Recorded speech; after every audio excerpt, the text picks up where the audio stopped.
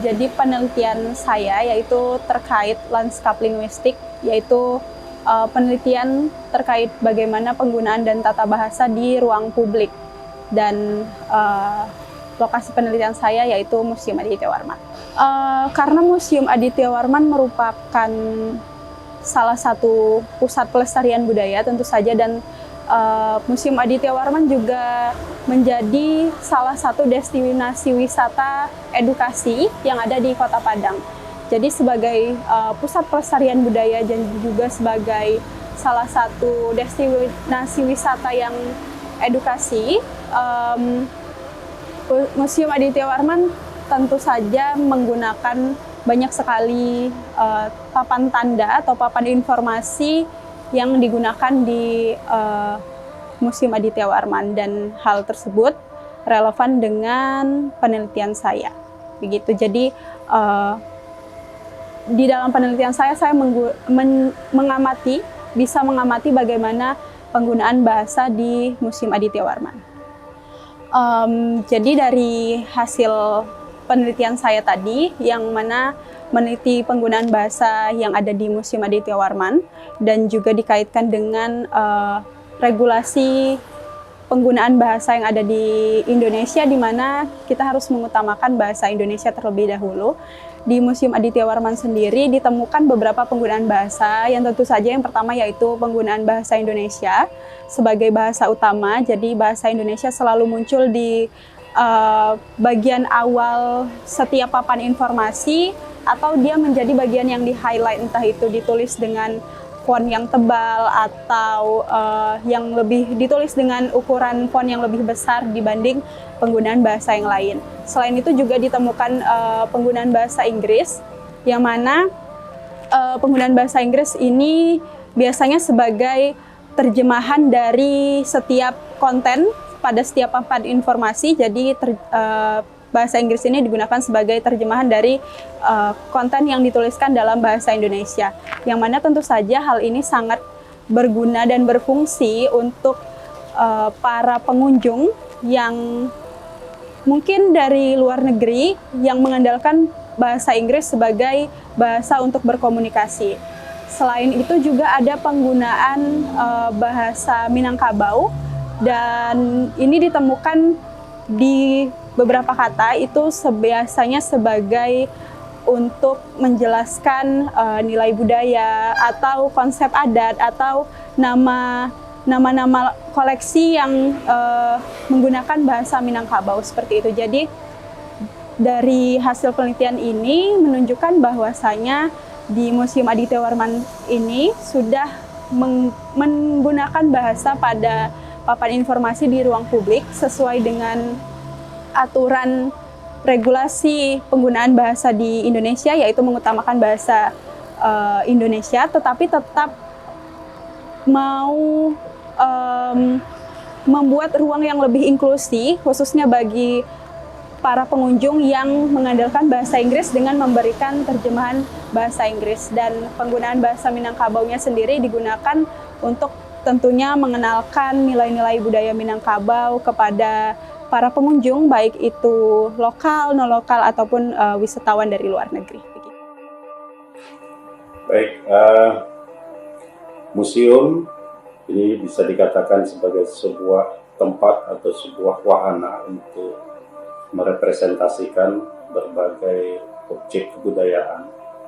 Jadi sebenarnya museum bisa menjadi salah satu peluang yang cukup menarik untuk dijadikan sebagai tempat studi, tempat penelitian, bila kita misalkan memiliki keterbatasan dalam hal mengakses lapangan atau medan di mana kebudayaan itu ada. Jadi museum ini sebagai sebuah representasi dari kebudayaan, walaupun objek yang ditampilkan tentu saja berbeda konteksnya dengan aspek-aspek kebudayaan yang ada di lapangan. Untuk prodi Magister Kajian Budaya, objek yang ada di koleksi museum ini sebenarnya dapat dijadikan sebagai salah satu peluang untuk diteliti, misalkan bagaimana museum mendisplay koleksi yang ada, bagaimana museum mengkurasi objek-objek kebudayaan yang penting sehingga dianggap sebagai sebuah ikon atau memiliki arti penting bagi kebudayaan, misalkan di Sumatera Barat atau yang terkait dengan kebudayaan Minangkabau dan juga kebudayaan etnis lain, misalkan di Mentawai atau di bagian lain dari Sumatera Barat. Nah, ini menjadi salah satu peluang dan juga tantangan untuk menjadikan museum sebagai sebuah laboratorium bagi kajian-kajian kebudayaan, dan juga mahasiswa atau staf pengajar dapat juga memberikan dukungan ataupun bantuan untuk memberikan pandangan-pandangan apa yang harus dihadirkan dalam museum, dan bagaimana museum juga menghadirkan koleksi-koleksi yang terkait dengan kebudayaan di Sumatera Barat khususnya. Kita bicara tentang Museum Negeri Aditya Warman. Ini menarik untuk dijadikan juga sebagai ruang diskusi, ruang pertemuan gagasan-gagasan yang ada mengenai kebudayaan, karena museum kita bisa langsung belajar di sana, juga lebih mudah diakses oleh para mahasiswa, oleh para dosen, dan juga masyarakat umum untuk bertemu, untuk membicarakan tentang objek-objek yang ditampilkan di museum.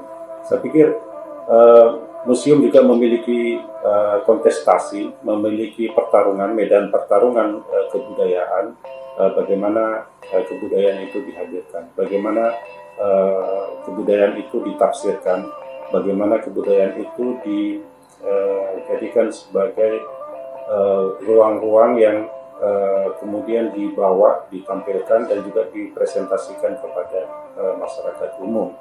Jadi salah satu kajian yang juga kami tawarkan di kajian budaya misalkan adalah bagaimana praktek dari politik representasi dari kebudayaan itu di ruang-ruang publik seperti museum. Jadi ke depan tentu saja kita akan terus mencoba untuk bekerja sama secara langsung maupun tidak langsung untuk menjadikan museum misalkan sebagai tempat laboratorium khususnya, bukan hanya sebagai tempat pameran atau tempat pajangan yang statis, tapi juga menjadi pertarungan wacana yang dinamis untuk melihat bagaimana kebudayaan kita selama ini ditafsirkan, dan bagaimana kebudayaan ini nantinya akan dibicarakan begitu oleh kalangan akademisi, peneliti, atau masyarakat umum. Dan saya kira salah satu yang menjadi jalan keluar adalah bagaimana kita bersama-sama dapat memberikan juga masukan atau memberikan pandangan apa yang sebaiknya atau apa yang sepantasnya dan selayaknya, dan juga apa yang perlu untuk ditampilkan di museum. Jadi misalkan pergantian koleksi yang ditampilkan, kemudian juga melihat koleksi-koleksi representatif dari berbagai daerah, berbagai etnis, atau mungkin juga kita perlu sekali-sekali juga mengenal koleksi-koleksi hasil kebudayaan dari daerah lain di luar Sumatera Barat, ya, misalkan dijadikan sebagai ruang untuk memamerkan karya-karya kebudayaan dari daerah lain, sehingga kita juga bisa mengenal bukan hanya daerah kita atau kebudayaan kita, tapi juga kebudayaan-kebudayaan yang ada di daerah lain. Saya kira kajian budaya khususnya yang ada di Universitas Andalas ini memiliki kaitan yang sangat erat dengan keberadaan museum, dan juga nantinya akan bisa menjadi satu peluang untuk menggerakkan kebudayaan secara keseluruhan dari peran yang diemban oleh museum yang ada di Sumatera Barat, khususnya Museum Aditya Warman. Oke, secara teori naskah itu ditulis dalam dua fungsi, ya. Pertama, fungsinya untuk memberi faedah kepada masyarakat, Kemudian fungsinya itu adalah untuk memberi hiburan. Nah, Museum Aditya Warman telah menyimpan dari beragam manuskrip yang ada di situ dalam 2 kategori ini.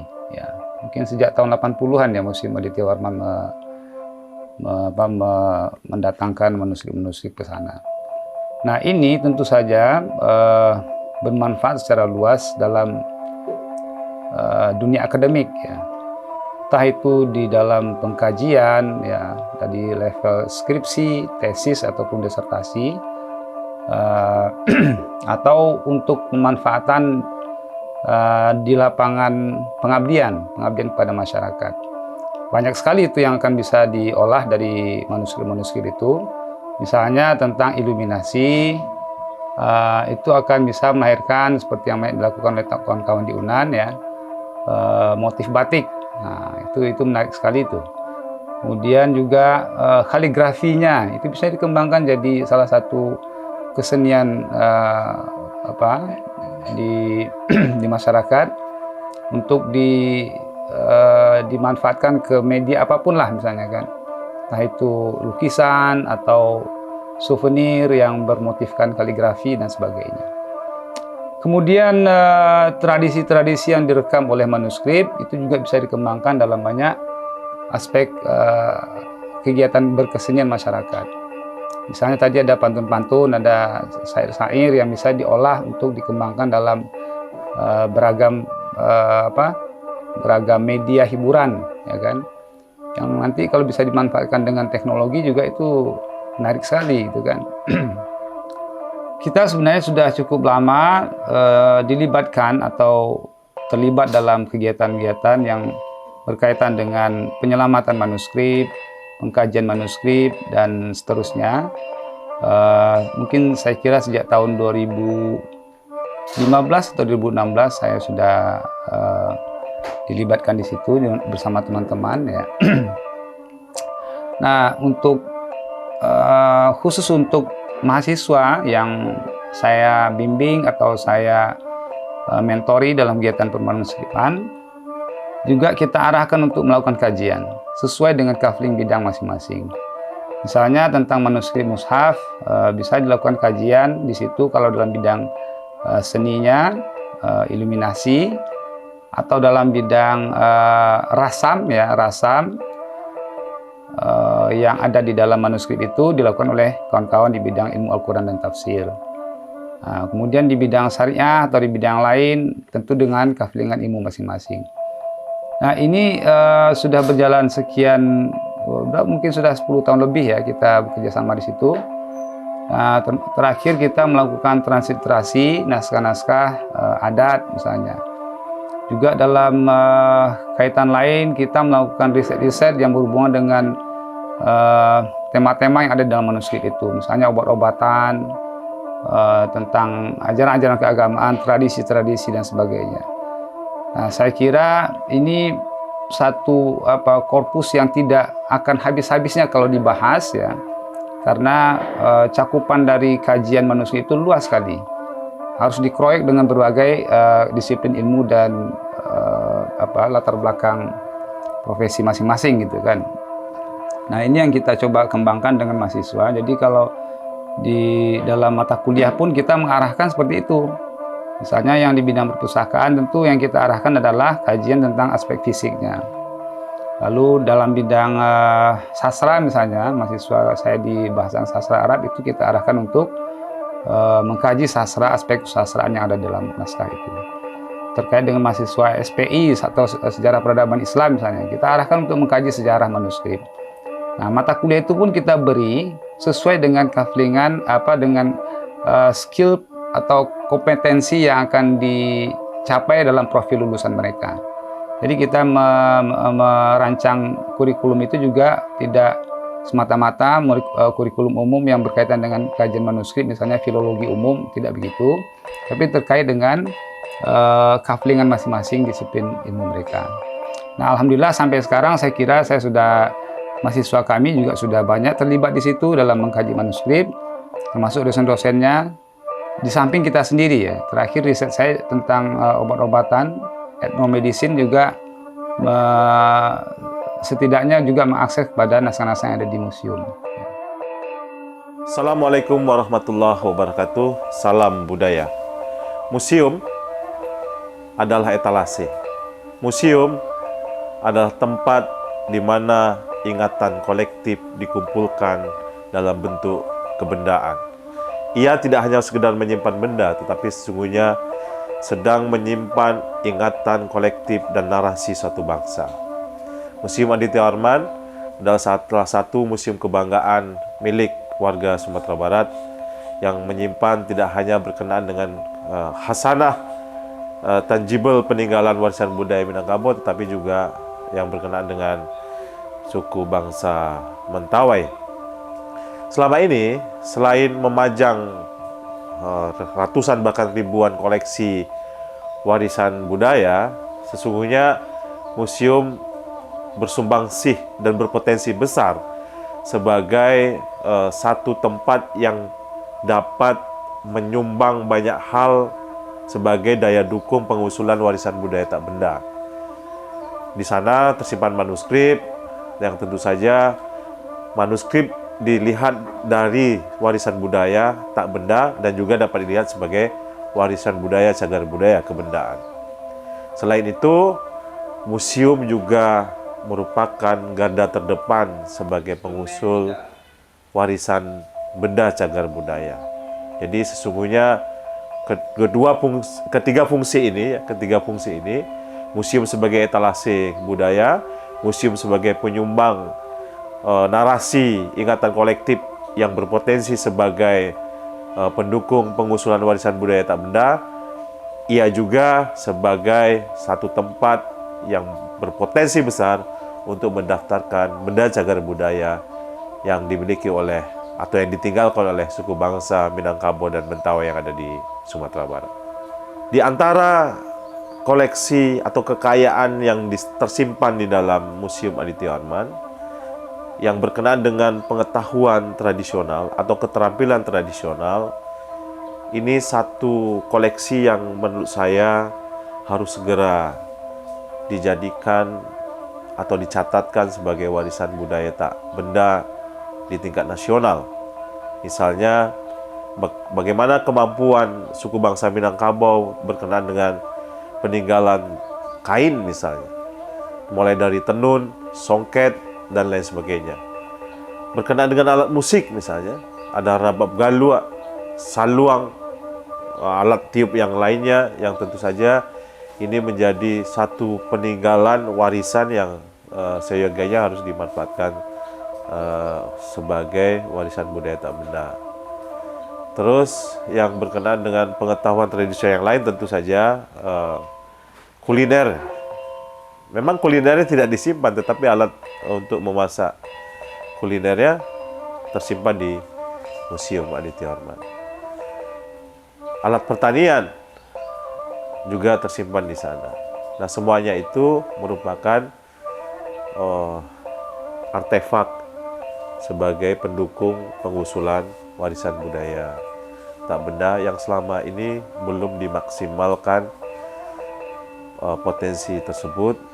Karena bagaimanapun ketika kita ingin mengusulkan warisan budaya tak benda, produk, artefak yang mendukung itu menjadi potensi penguat yang biasanya akan mempermudah pengusulan warisan budaya tak benda asal Sumatera Barat untuk dicatatkan sebagai warisan budaya tak benda Indonesia.